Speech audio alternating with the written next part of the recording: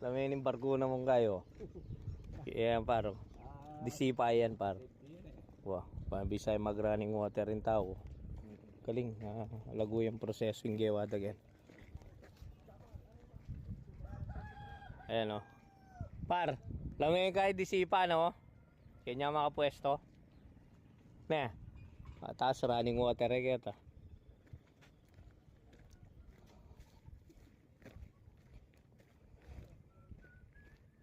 Ito yung mga fish pan dito. Nakapalibot dito sa baryo ng Lanang.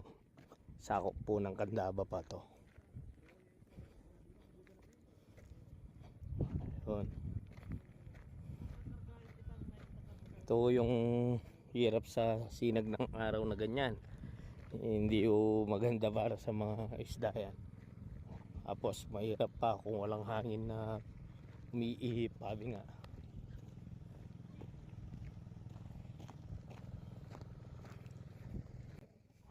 Pre, para makita nyo yung mga isda.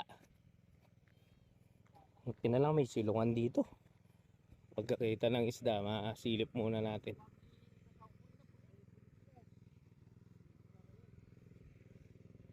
Hey, takuko tayo. Napar.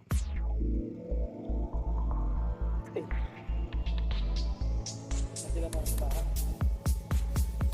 Talipo ata.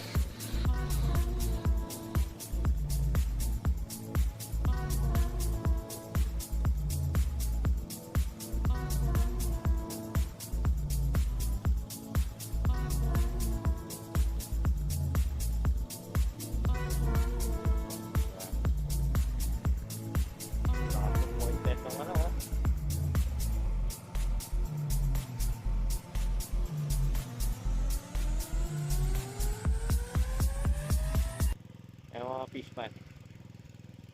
Grabe yung init. Nag-ano na tayo, nag-bonnet, sabi nga.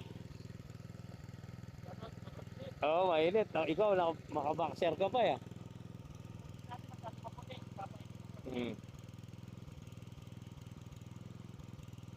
Yun.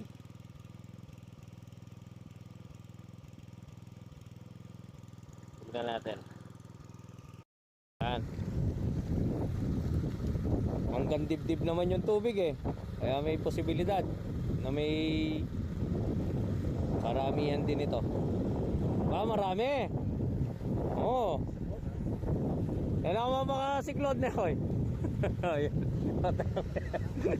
Bumata baka nakaluhod lang eh.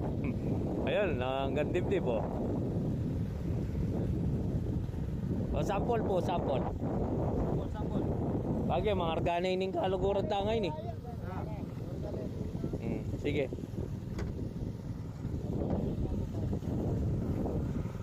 Natitignan natin yung sample.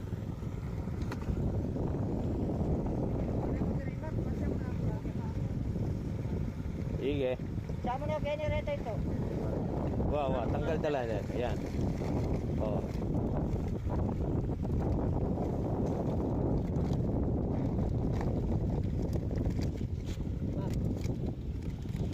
Sige pa. Pilang kakakarga pare? 50, ayan. Sige. Sige, tsame pa mo yung metong. Yan. Yan o, 50. Umuna salok talagang masagin yung mata, pero di nalan niyang 4 medya. Hindi niya nga patag. Sige, salok pa po. 50 yung ikarga.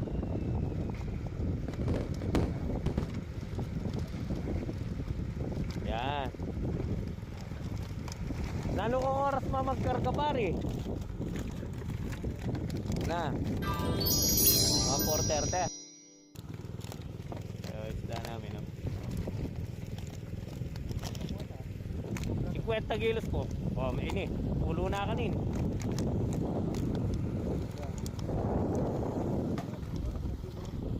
Opo. 10 kilo na lang. Okay.